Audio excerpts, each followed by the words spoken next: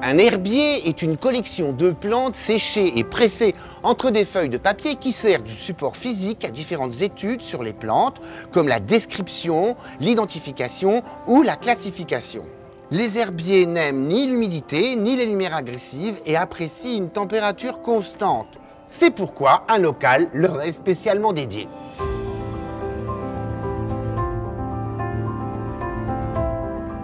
Voici une planche d'herbier. La plante a été séchée sous presse dans du papier journal. Comme elle est un peu épaisse, elle contient de l'eau, on a accéléré le séchage en la plaçant dans une étuve. Une fois sèche, on l'a fixée sur du papier non acide grâce à des bandelettes de papier gommé.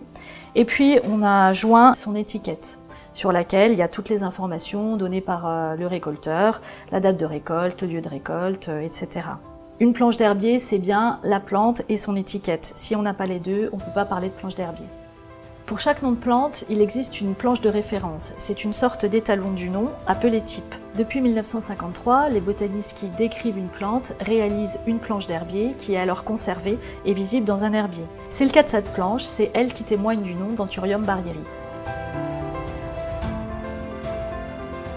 Pour les plantes baptisées avant 1953, ce sont les botanistes actuels qui recherchent dans les écrits de leurs prédécesseurs quelle planche aurait pu être la planche type.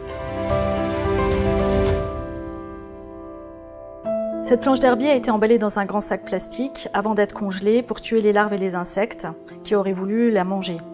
Après, on les range dans des boîtes en carton neutre qui sont stockées dans une pièce qu'on appelle aussi herbier. C'est un endroit confiné, il n'y a pas de variation de température, l'humidité est régulée.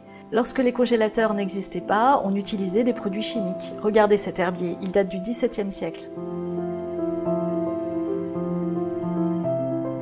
Les herbiers sont des collections patrimoniales et scientifiques. Il faut concilier les deux.